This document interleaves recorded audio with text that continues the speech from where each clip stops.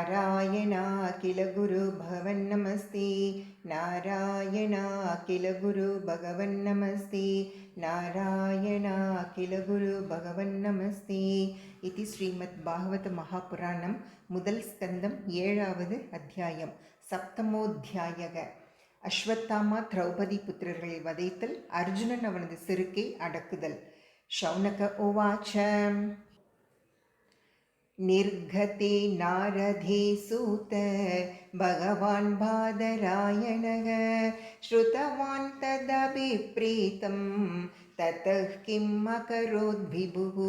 सूत उवाच ब्रह्मनद्यां सरस्वत्याम् आश्रमः पश्चिमे तटे शम्याप्रास इति प्रोक्त ऋषीणां सत्रवर्धनः. तस्मिन् स्वाश्रमे व्यासो बदरीषण्डमण्डिते आसीनोपस्पृश्य प्रणिदध्यो मनस्वयं. भक्तियोगेन मनसि सम्यक् प्रणिहिते अमले अपश्यत् पुरुषं पूर्वं मायां च तदपाश्रयां. यया सम्मोहितो जीव आत्मानं त्रिगुणात्मकं परोऽपि मनुतेनर्थं तत्कृतं चाभिपद्यते.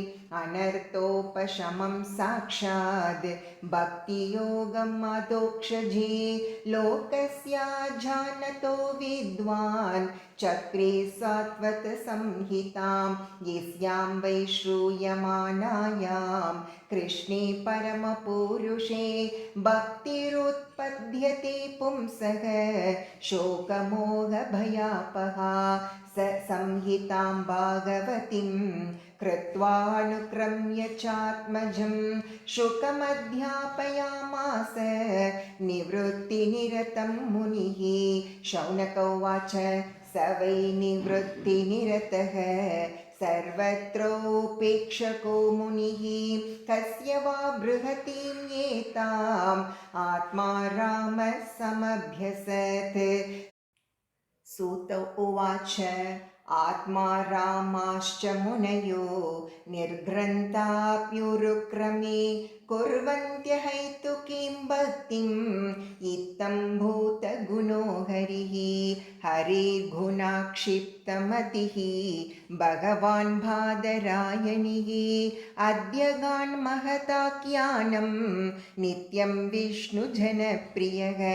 परीक्षितोत्तराजर्षेः जन्मकर्म विलापनं संस्थां च पाण्डुपुत्राणां वक्ष्ये कृष्णकथोदयम्.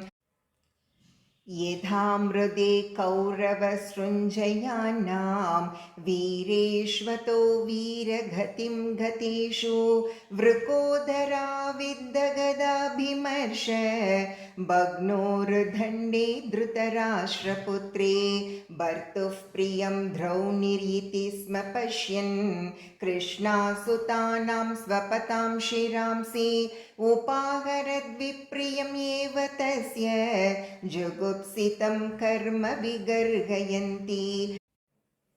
माता शिशूनां निधनं सुतानां निशम्य घोरं परितप्यमाना तथा रुदद्बाष्पकलाकुलाक्षी तां सान्त्वयन्नाह किरीटमाली. तथा शुचस्ते भ्रमृजामि भद्रे यद्ब्रह्मबन्धो शिर आततायिनः गाण्डीवमुक्तैर्विषिकैर्वुपाहरे त्वाक्रम्य यत्नास्यसि दग्धपुत्रा.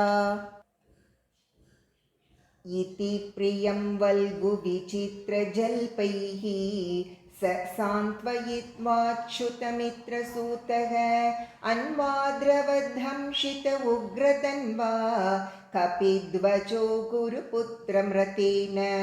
तमापतन्तं स विलक्ष्य दूराद् कुमारहोद्विग्नमनारतेन पराद्रवत् प्राणपरिप्सुर्वुर्व्यां यावद्धमं रुद्रभयाध्यतार्कः.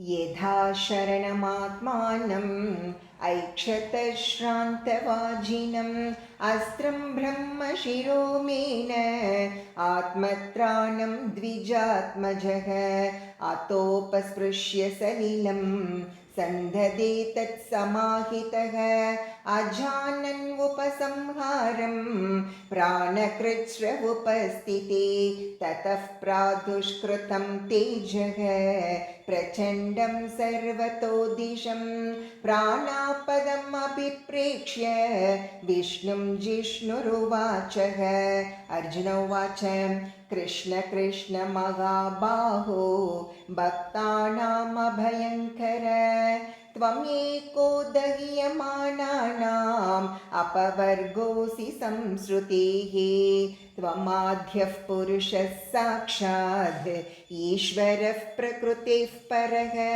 मायां युधस्य तच्छक्त्या कैवल्ये स्थित आत्मनि स एव जीवलोकस्य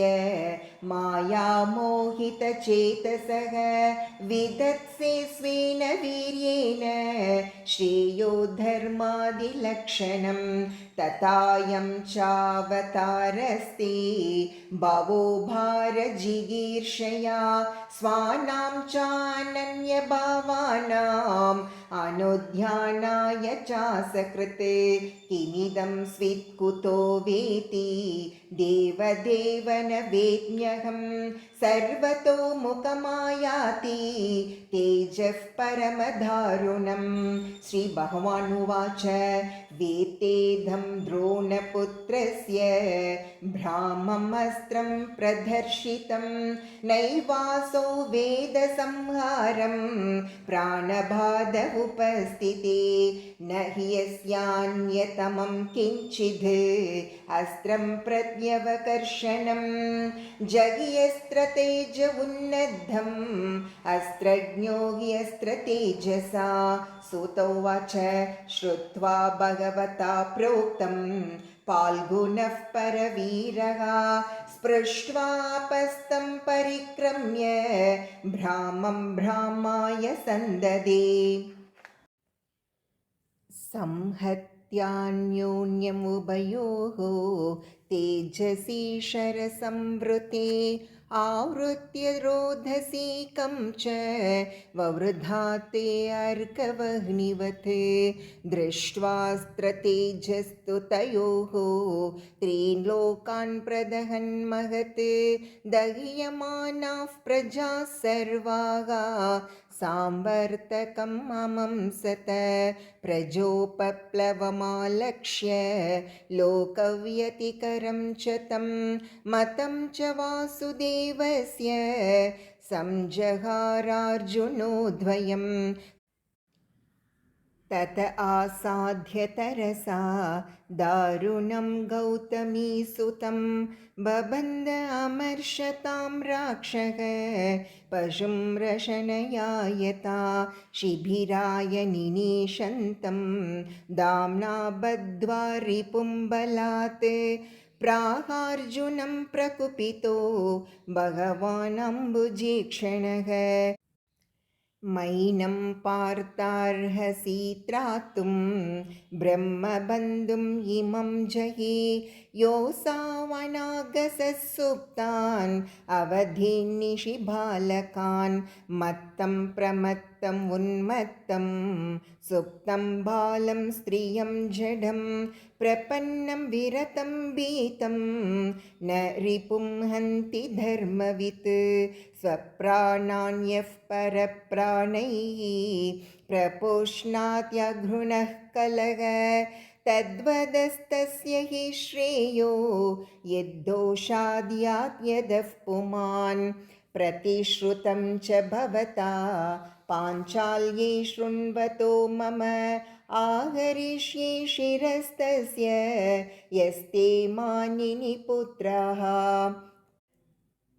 ददसौवध्यतां पाप आततायात्मबन्धुः भर्तुश्च विप्रियं वीर कृतवान् कुलपांसनः एवं परीक्षता धर्मं पार्थः कृष्णेन चोदितः नैच्छद्हन्तुं गुरुसुतं यद्यप्यात्महनं महान् अतोपेत्य स्वशिबिरं गोविन्दप्रियसारथिः न्यवेदयत्तं प्रियायै शोचन्त्यात्मजान् हतान् तथा हृतं पशुवत्पाशबद्धम् अवाङ्मुखं कर्म जुगुप्सितेन निरीक्ष्य कृष्णापकृतं गुरोः सुतं वामस्वभावा कृपया ननाम च उवाच चासहन्त्यस्य बन्धनानयनं सति मुच्यतां येष ब्राह्मणो नितरां गुरुः स रहस्यो धनुर्वेदः स विसर्गो उपसंयमः अस्त्रग्रामश्च भवता शिक्षितो यदनुग्रहात् स एष भगवान् द्रोणः प्रजारूपेण वर्तते तस्यात्मनो अर्धं पत्न्यास्ते नान्वगात् वीरसूकृपी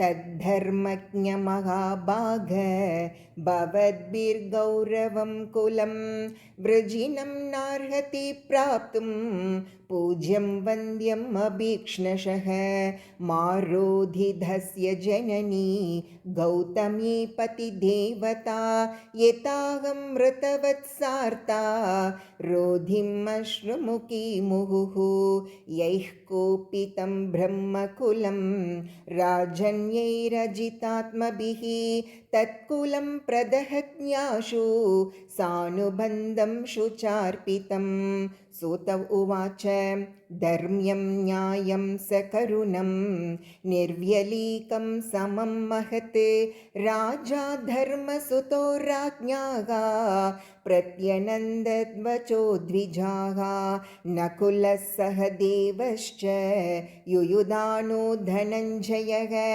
भगवान् देवकी पुत्रो ये चान्ये याश्च योषितः तत्राहमर्षितो भीमः तस्य श्रेयान् वद स्मृतः न बर्धुर्नात्मनश्चार्ते योहन् सुप्तान् शिशून् वृथां निशम्य भीमगदितं द्रौपद्यश्च चतुर्भुजः आलोक्य वदनं सख्युः इदमाह हसन् इव श्रीकृष्ण उवाच ब्रह्मबन्धुर्न हन्तव्य आततायी वदार्हणः मयैवोभयं मां नातं परिपाह्यनुशासनं कुरु प्रतिश्रुतं सत्यं यत्तत् सान्त्वयता प्रियां प्रियं च भीमसेनस्य पाञ्चाल्या मह्यं एव च सूत उवाच अर्जुनः सहसा ज्ञाय हरेर्हार्दमतासिनां मणिं जगार मूर्धन्यं द्विजस्य सह मूर्धजम् विमुच्य ऋषिणाबद्धं बालहत्याहतप्रभं तेजसा मणिना हीनं शिबिरान्निरयापयत् वपनं द्रविणा दानं स्थानान्निर्यापनं तथा एष हि ब्रह्मबन्धूनां वधो नान्योऽस्ति दैहिकः पुत्रशोकातुराः सर्वे पाण्डवाः सह कृष्णया स्वानां मृतानां यत्कृत्यं चक्रुर्निर्हरणादिकम् इति श्रीमद्भागवते पारमहंस्यां संहितायां प्रथमस्कन्धे द्रौणिनिग्रहो नाम सप्तमोऽध्यायः। सर्वत्र गोविन्दनामसङ्कीर्तनं गोविन्द गोविन्द।